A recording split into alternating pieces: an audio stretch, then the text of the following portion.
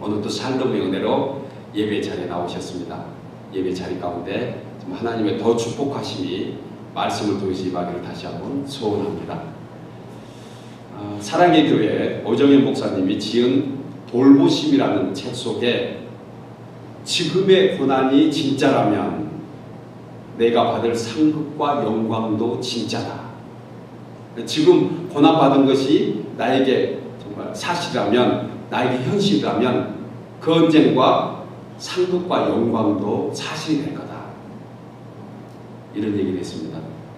삶의 여정에서 끊임없이 몰아닥치는 고난의 현장이 사실이라면 고난의 뒤편에 있는 그 축복과 하나님의 영광도 사실이다. 그러니까 우리에게 고난이 현실로 닥쳐오잖아요. 그러면 조금의 영광도 현실로 닥쳐온다는 생각을 한번 해보면 어떨까? 또 그렇게 해야 됩니다. 이 땅은 죄의 심판대 위에 있습니다.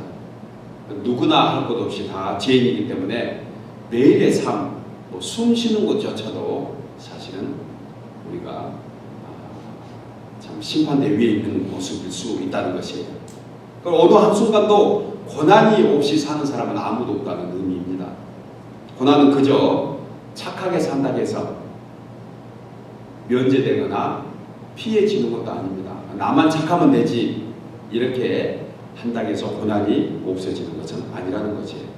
오히려 착하고 성실하게 사는 사람들이 사실 이 땅에서는 더 많은 고난을 받고 있지 않는가, 이런 생각도 해볼 수가 있습니다. 그러나 우리가 확신해야 될 것은 하나님은 성도가 고난을 당할 때에 모른다 하지 않으세요. 함께 아파하십니다. 고난의 풍랑 가운데서 앞서가시고 뒤에서 호위하시고, 따라서 성도가 그 고난 가운데 참고 인내하면 주님은 긍휼과 사랑으로 돌봐주시고 영광과 존귀의 자리로 인도해 주신 줄 믿습니다. 베드로전서는 고난 중에서도 인내할 것을 공부하고 격려하기 위해서 기록된 책입니다. 베드로전서, 베드로후서, 베드로 사도가 자기가 가장 느꼈던 것 중에 하나가 고난, 구원, 소망, 그리고 나머지는 이제 구원받은 성도가 어떻게 행실을 갖고 어떻게 사는 것인가에 대한 말씀을 하고 있는데, 베드로가 그렇게 많이 공부한 사람은 아닌데도 불구하고, 베드로 전후서를 읽어보면 정말 삶 속에서 가장 가까이 우리 가운데 다가오는, 어찌 보면 바울은 학문적이라 하면 베드로는 삶에서 우리에게 다가오는 그런 진리를 전해주는 책이 아닐까, 이런 생각을 해볼 수 있습니다. 초대교회 당시에 혹독한 핍박으로 환난받는 성도들에게 베드로의 편지 하나가 얼마나 위로가 되는지 모릅니다.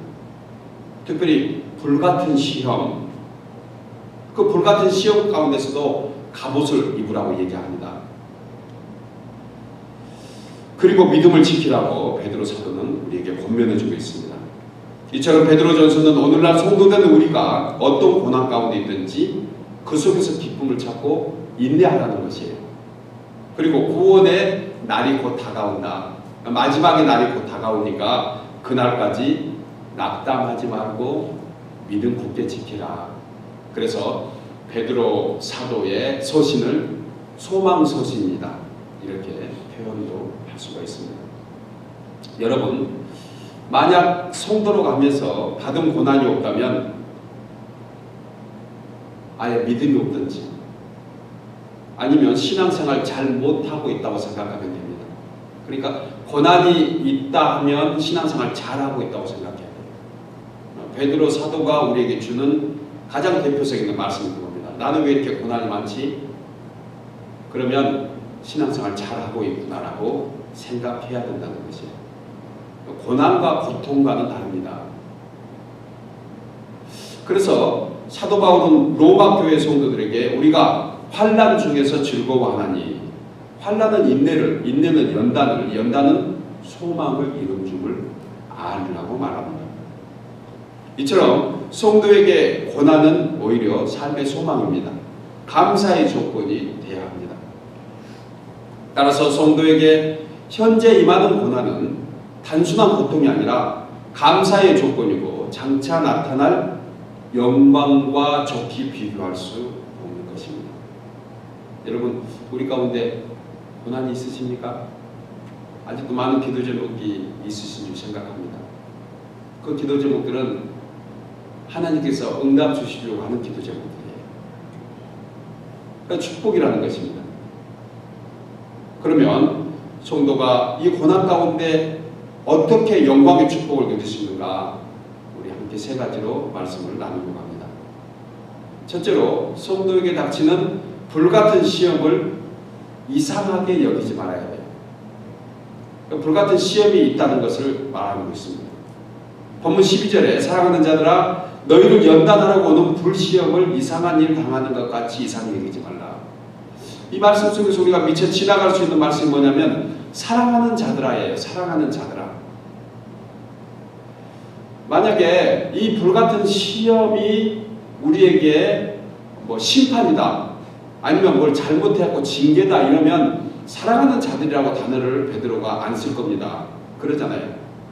뭐라고 쓸까요? 이 멸망당할 자들아 이렇게 단어를 써야 맞는 것이에요. 그런데 뒤에 불같은 시험이 있는 사람들에게 베드로 사도는 사랑하는 자들이라는 단어를 시작하면서 인사를 나누고 있습니다. 그러니까 결국 불시험을 당하고 고난과 어려움 속에 있는 연단을 받고 있는 사람은 하나님께서 사랑하는 사람들이라는 것이에요. 베드로전서가 쓰여졌던 주후 64년 우리가 잘 아는 로마의 대화재 사건이 있었습니다. 네로 황제가 불을 질러놓고 그 미치광이가 대신 기독교인들에게 그걸 덮어 씌웠던 것이에요. 이때 베드로가 그걸 목격했거든요. 그리고 이 내용에서 단어 쓴 것이 불같은 시험이라는 것이에요. 얼마나 많은 기독교인들이 죽었는지 모릅니다. 상상을 초월하는, 어찌 보면 정말 순진하게, 정말 거룩하게, 성결하게, 성실하게 사는 기독교인들, 엄청나 많은 사람들이 불의 연단 가운데 정말 죽게 되었던 것이에요. 그래서 베드로 사도가 아마 불시험이라는 단어를 아마 그때 이렇게 비유적으로 쓴 것이 아닌가 생각할 수 있습니다. 금속이 불 속에 놓고 재련하는 것처럼 성도의 신앙을 연단하는 도구가 바로 고난이라는 것입니다. 여러분, 고난 좋아하는 사람 누가 있겠습니까? 심지어 주님도 때가 가까워지자 고난을 피하고 싶은 마음을 토로하셨습니다. 아버지께 구하기를 아버지여 할 수만 있으면 이 잔을 내게서 지나가게 하옵소서. 우리가 잘 아는 말씀입니다. 그런 기도를 하셨던 주님이 그러나 이 고난 후에 하나님의 영광과 축복이 있는 것을 아시니까 그는 내 원대로 마옵시고 아버지의 원대로 하옵소서. 여러분, 우리도 힘들고 고난이 있을 때 그런 기도할 수 있습니다. 하나님, 왜 저한테 이런 일만 매일 생깁니까? 그런데 그 다음에 주님의 기도와 같이 한번 바꿔서 생각할 수가 있습니다. 그러나 주님, 이 안에서도 분명히 주님의 뜻이 있을 줄 믿습니다. 아멘. 그 사람에게 하나님께서 모른다 하지 않으신다는 것입니다. 그래서 바울은 모든 일을 합력해서 선을 이루신다. 성도가 지나가다가 혹시 수렁에 빠지더라도, 넘어지더라도 거기에 의미가 있다는 것이죠. 성도의 삶은 우연이 없습니다. 기쁜 것도 우연이 없고 행복한 것도 우연이 없고 즐겁고 아프고 고난도 모든 것에 다 우연이 없다는 것을 우리가 생각할 수 있습니다. 어떤 성도는 자신의 힘으로 할 수 없다는 것을 알고 이렇게 기도합니다. 그분이 좀 이렇게 아마 걸진가 봐요. 그러니까 좀 화통한 모양이죠.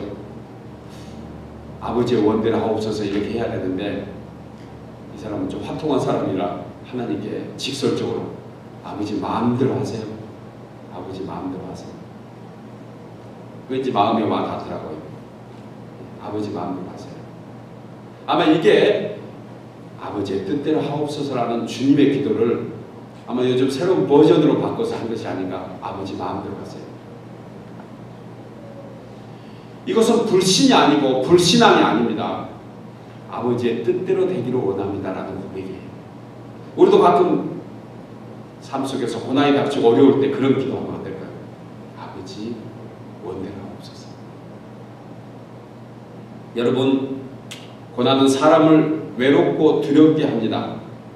사실 막상 고난이 닥치면 앞이 잘 보이지 않고 마음이 어두운 터널 속에 있는 것 같은 그러한 생각을 갖게 합니다.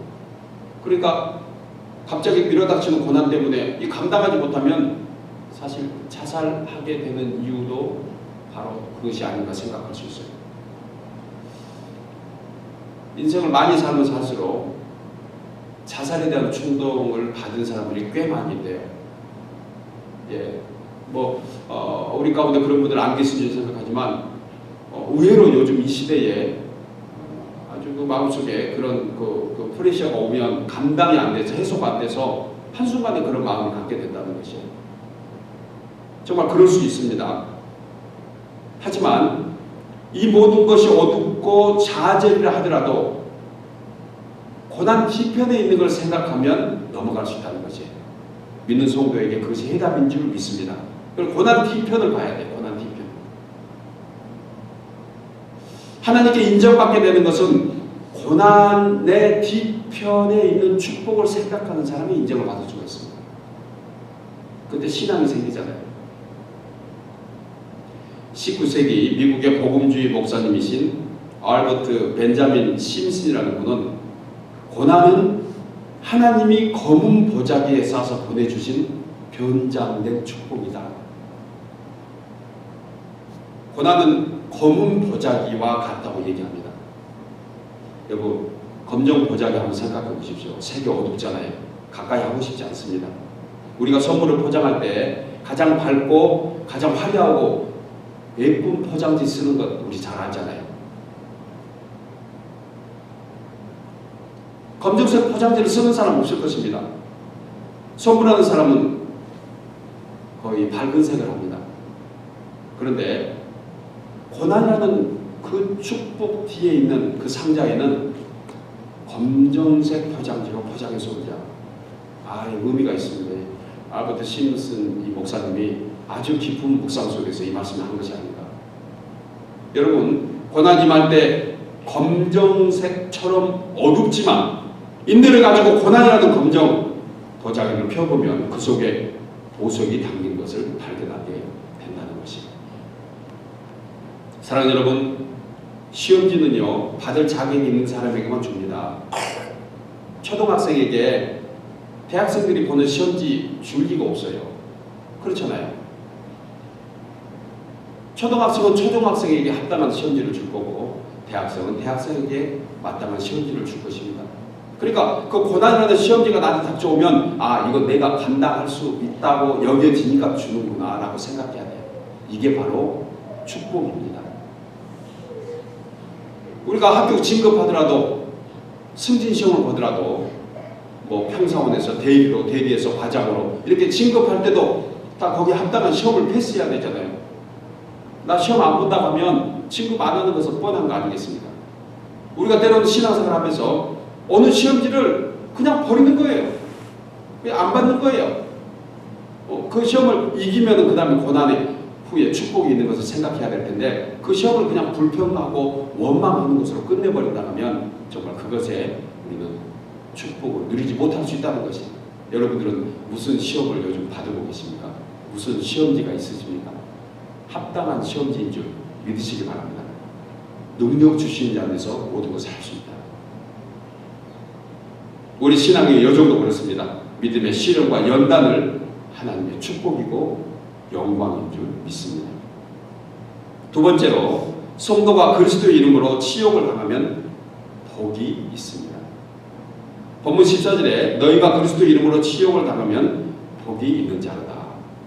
영광의 영, 곧 하나님의 영이 너희 위에 계십니다. 성령께서 도와주신다는 것을 얘기합니다.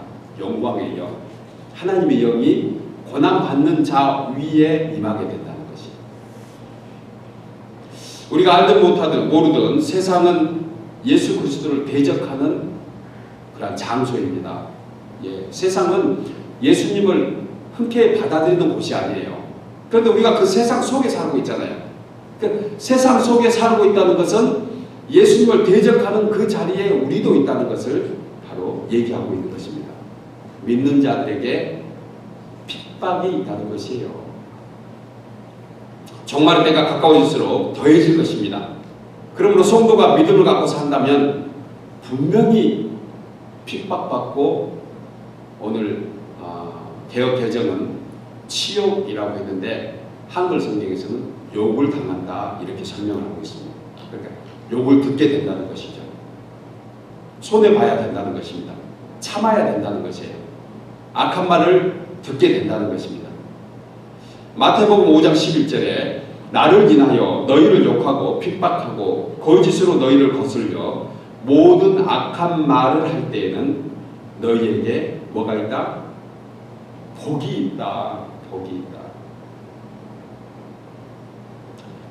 영국에서 선교하시는 송바울 선교사님은 매주 목요일에 브릭스톤 교도소에 방문을 한다고 합니다. 그 교도소는 위험한 사람들이 다 모인 곳이다.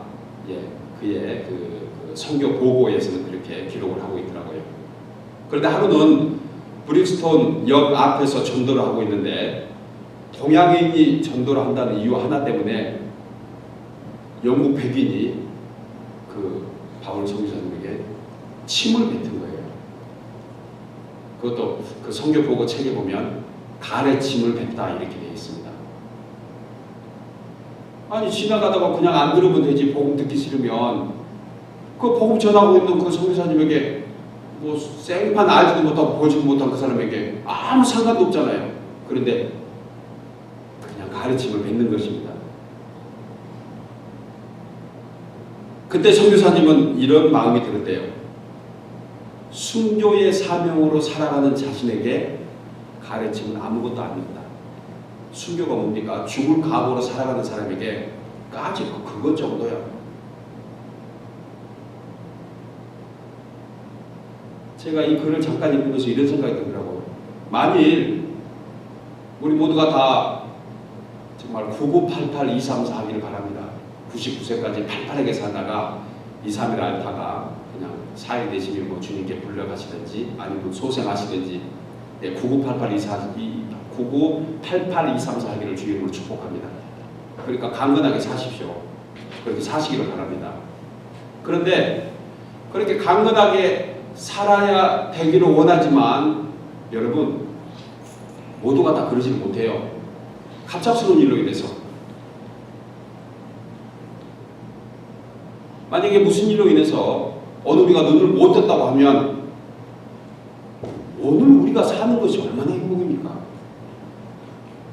그렇잖아요. 우리가 먹는 음식, 우리 주위에 사랑하는 사람, 가족들, 우리 자녀들, 우리 민혁이 못 보잖아요. 아니 내일 눈 감고 싶은 사람 누가 있어요? 다 눈 뜨고 싶어 하지. 얼마나 행복하고 감사해요. 이 바울 선교사님이 자기는 매일의 삶에 순교하는 마음으로 산다. 그러니까 오늘 죽어도 나에게 그냥 마땅한 삶이라고 생각하는데 내일도 살거든요. 그러니까 감사한 거예요. 감사. 가르침을 뱉든지 욕을 하든지 감사한 거예요. 왜요? 오늘 삶은 덕으로 삽니다.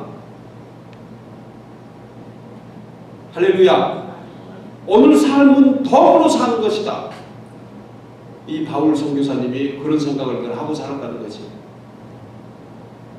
이 선교사님의 몸에는 복음을 전하다가 당한 상처가 여러 군데 있다는 것입니다. 때로는 병을 깨가지고 난데없이 병으로 자기 몸을 상하게 한 사람들도 있었고, 또 강목이나 쇠 파이프로 맞아가지고 얼굴은 물론이고 몸의 상처가 곳곳에 있다고 그는 자기의 간증집에서 얘기를 하더라고요. 그래서 손바울 선교사님은 가르침이 얼굴에 묻은 것은 이건 상처도 아니다. 이건 씻어내면 되지. 아픈 것도 아니다. 그래서 웃으면서 할렐루야 한답니다. 그 침을 닦고 나서 그 침 뱉은 사람에게 그래도 당신 예수 믿어야 됩니다. 이런 얘기를 하니까 지나가다가 돌아와서 또 한 대 때리더래. 예수 믿으라겠다고.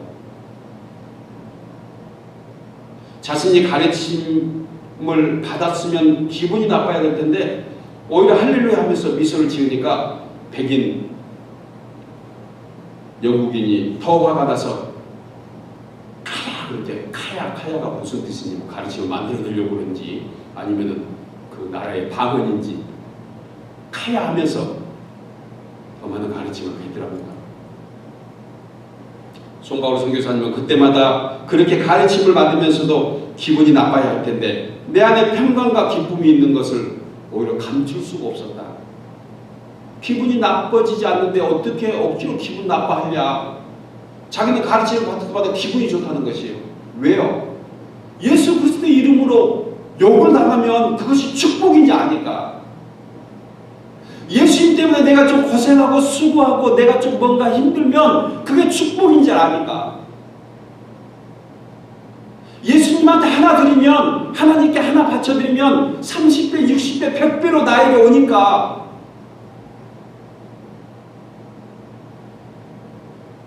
요즘 같은 시대에 일할 이자면 10%잖아요.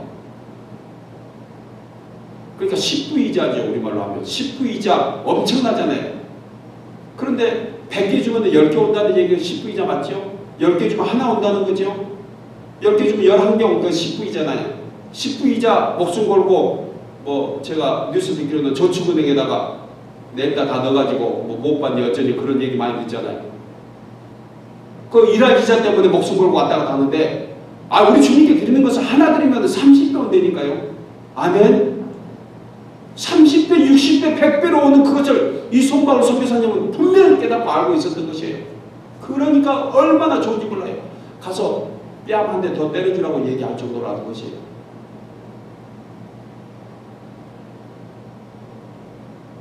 그러면서 주님의 은혜로 그리스도 예수 안에서 핍박받는 것이 얼마나 큰 축복인가. 우리가 잘 아는 대로 사도 바울은 그리스도의 복음을 전하다가 40에서 한 대 가만 이 매를 5번이나 맞았습니다. 저는 이 말씀 읽을 때마다 신경질이 나는 것이에요. 율법이라는 것은 어쩌면 이렇게 딱 법을 정해가지고 40대에서 한 대 감한 것을 딱 법으로 정해놓으니까 세게 때렸다, 죽도록 때렸다 뭐 이런 것은 단어가 없잖아요. 그냥 대수만 맞으면 되는 거야. 39대 때리면 그냥 이것은 통과한다. 법적으로 이렇게 악한 어떤 유태인들의 율법이 얼마나 복음에 앞질러 있고 복음을 그렇게 힘없이 만들려고 하는가 하는 생각을 할 때마다 어찌됐든 사도 바울은 39대를 죽을 만큼 5번이나 맞았답니다. 그리고도 끝까지 복음을 전하는 것이에요. 저 같으면 제가 한번 생각해 봤어요. 야, 이경종 목사, 너 같으면 몇 대 맞으면 네가 복음 전하지 않을래?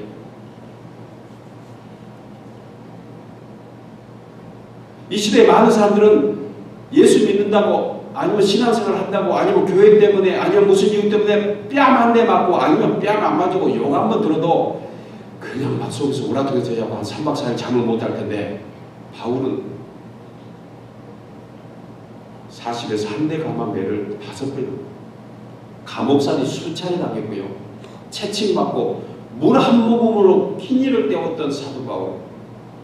추위와 배고픔, 고통의 핍박, 환난 그래도 믿음 붙잡고 복음을 전했던 그분 생각하면 우리가 감히 이름 부르기조차도 정말 미안한 그런 마음이 아닌가 생각을 제가 해봤습니다. 그는 항상 기뻐했습니다. 범사에 감사했어요. 즐거워했어요. 할렐루야. 그러면서도 항상 기뻐하래. 물 한 모금으로 한 끼니를 때우는 그 속에서 당시 빌립보 감옥이 지하 감옥은 아마 지상의 5층 정도의 거리래요. 그러니까 한 10m 정도 되나요? 10m 더 되죠. 그 속에 지하에 가둬놓고 거기에서 낙수물이 떨어지는 그 낙수물로 목을 축으면서 지냈던 사도 바울이라고 그의 서신에서 고백하고 있습니다. 그 한 모금으로 주의 복음을 전하면서 만족하고 그는 그 감옥에서 글을 쓰잖아요. 항상 기뻐하라 범사에 감사하라. 여러분, 세상의 모든 인생들 나름대로 사는 의미를 가지고 삽니다. 나름대로 고생도 하고 수고도 감수하면서 삽니다. 어떤 사람들은 돈 때문에 그렇고요. 어떤 사람은 부모, 어떤 사람은 자식 때문에, 학생들은 공부 때문에. 그러나 믿음 지키면서 주의 나라와 주의 의를 위해서 묵묵히 감당한 사람들은 사실 그렇게 많지 않다는 것입니다. 여러분, 하나님이 보시는 것은 의인을 보고 계십니다. 하나님의 나라를 위해서, 믿음 지키기 위해서 묵묵히 감당하는 그 사람들을 오늘도 주님은 불꽃 같은 눈동자로 지켜보고 계신 줄 믿습니다. 사랑하는 여러분, 예수님 때문에 참고 믿음을 지키려다가 핍박과 환난 받고 계십니까? 그리스도의 고난에 참여하는 것으로 즐거워하십시오. 감사하십시오. 영광의 영이신 성령께서 사랑하는 아들아, 사랑하는 딸아, 조금만 참아라. 곧 때가 되면 내가 너를 영광의 자리로 옮겨줄 거다. 그러한 축복이 우리 가운데 있는 줄 믿습니다. 마지막 세 번째로, 성도는 남의 죄에 간섭하는 것으로 고난을 받아서는 안 됩니다. 본문 15절에 너희 중에 누구든지 살인이나 도둑질이나 악행이나 남의 일을 간섭하는 자로 고난을 받지 말려니와. 사람이 살면서 자신의 죄와 잘못으로 인해서 어려움은 사실 그리스도를 위한 핍박이 아닙니다. 자기가 잘못하고 받은 것은 자기가 잘못해서 죄값을 치는 거라고 생각해야 돼요. 사실 그런 일도 없어야 됩니다. 아마 좀 미련한 고난이 아닌가. 우리가 피할 수 있고 우리가 그 고난 안 당해도 될 텐데 우리가 지혜가 부족해서 받는 고난도 사실 있다는 것이에요. 그 중에 정말 무의미한 고난이 있는데 남의 죄에 간섭해서 함께 그 함정과 구렁텅이에 빠지는 사람들이 의외로 많아요. 사람이 살면서 피해야 될 것 두 가지 무엇일까요? 하나는 돈, 하나는 남의 죄, 남의 잘못. 남의 잘못을 충고하고 권면해 주는 것을 피하라는 뜻은 아닙니다. 그러나 괜히 잘 알지도 못하면서 남의 죄에 간섭해가지고 그 죄에 같이 휩쓸려 가는 것이에요.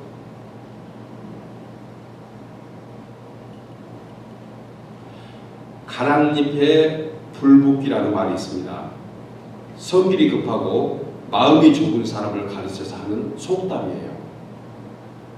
행실이 바르지 못한 사람과 다투는 것보다 피하는 것이 자신을 위해서 낫다라는 것이 바로 가랑잎에 불붙기라는 그런 속담 속에 있는 의미입니다. 요즘 같은 여지경 세상에 별별을 다 있습니다. 길 가다가 괜히 남 싸움에 끼어들어가지고요, 대신 맞고 사는 사람들이 의외로 많아요.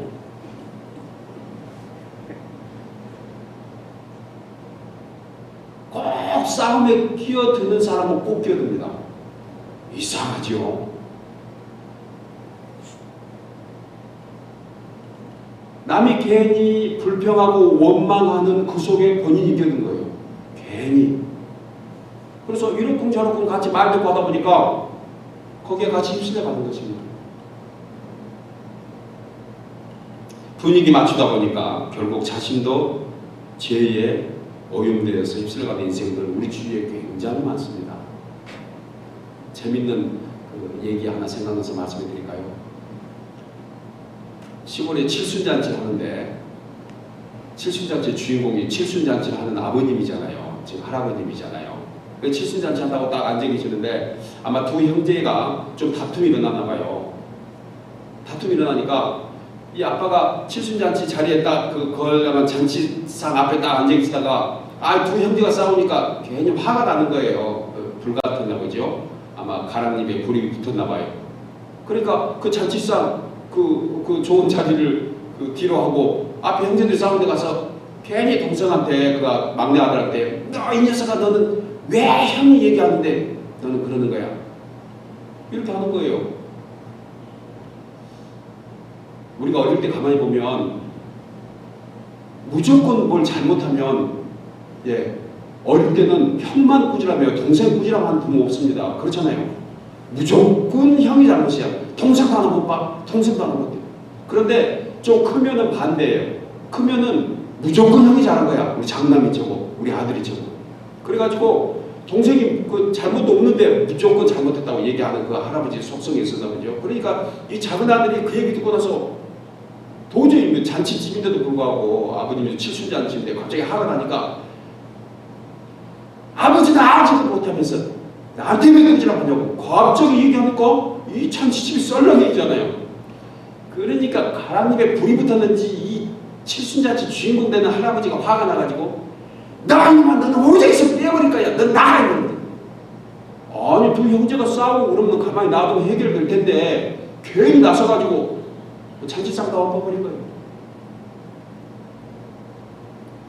이렇게 사는 인생들이 의외로 많다는 것입니다. 가만히 두면 될 텐데 자신하고 아무 상관없는 일에 나서가지고 이를 공정하고. 여러분 정말 인생 살면서 피해야 될 거 두 개 피해야 됩니다. 남의 죄에 간섭하는 거요. 오늘 베드로 사도는 우리에게 정확하게 얘기합니다. 그런데 간섭하지 말라고.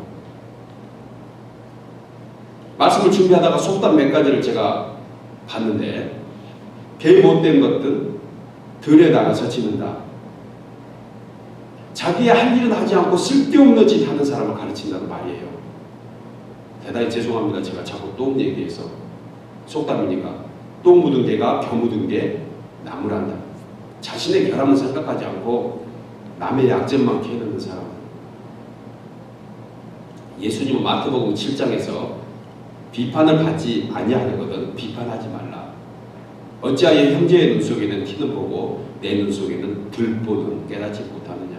보라 내 눈 속에는 들보가 있는데 어찌하여 형제에게 말하기를 나로 내 눈 속에 있는 티를 빼게 하라 하겠느냐. 외식하는 자여 먼저 내 눈 속에 들보를 빼라. 그 후에야 밝히 보고 형제의 눈 속에 있는 티를 빼리라. 베드로전서 2장 19절에 보면 고난에 관한 세 가지 말씀을 하고 있는데 애매히 당하는 고난이 있고 자기 죄 때문에 당하는 고난이 있고 또 한 가지는 선을 행하다가 고난받는 것이 있다. 여기서 애매히 고난받는 것 하나님을 생각하면서 참으면 아름답다고 얘기했습니다. 애매히 받는 고난이 있죠 여러분. 그것은 아름답습니다. 선을 행하다가 슬픔과 고난을 당하면 더욱 아름다운 것이에요.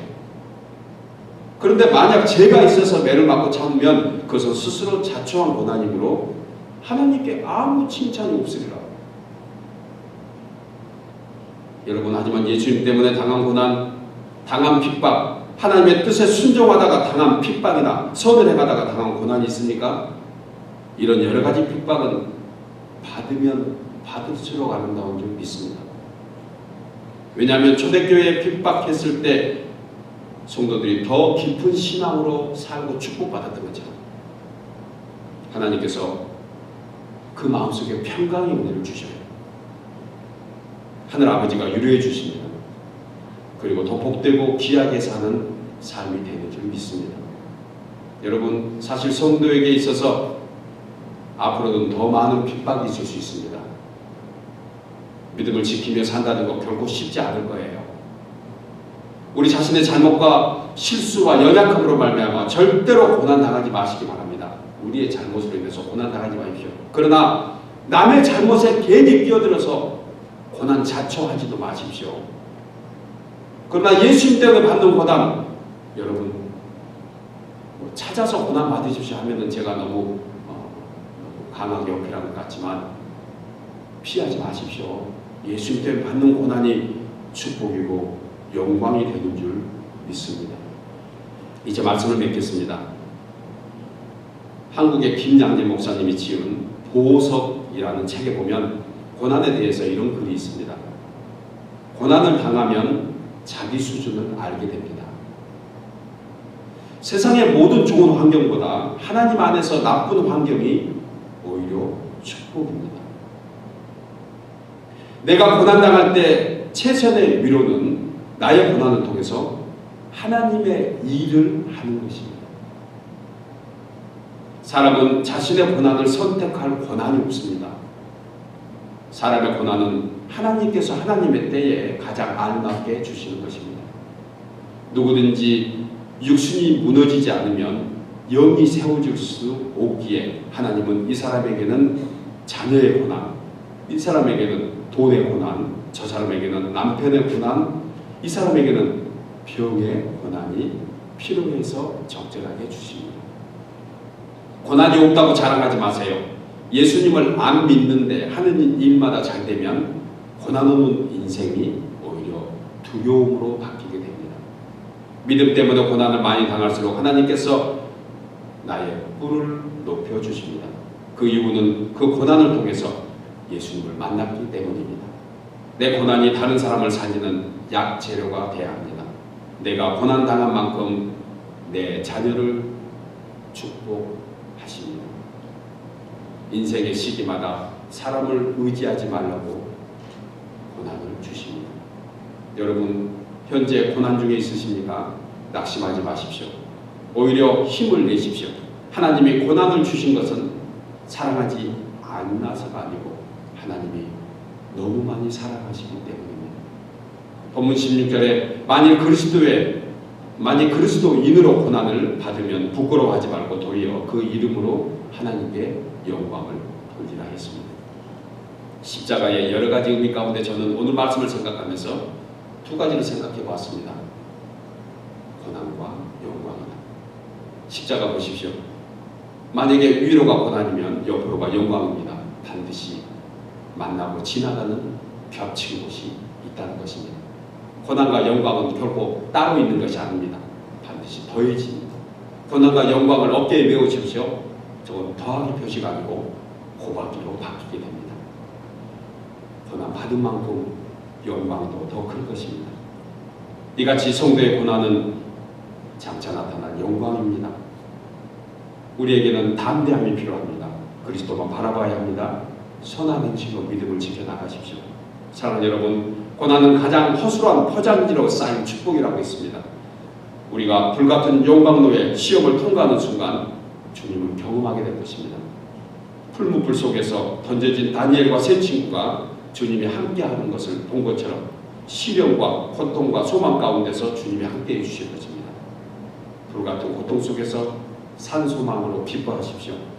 고난의 순간 하나님이 함께 하시는 것은 우리를 진정한 구원의 완성자로 만들기 위한 시련의 연단이 될 것입니다.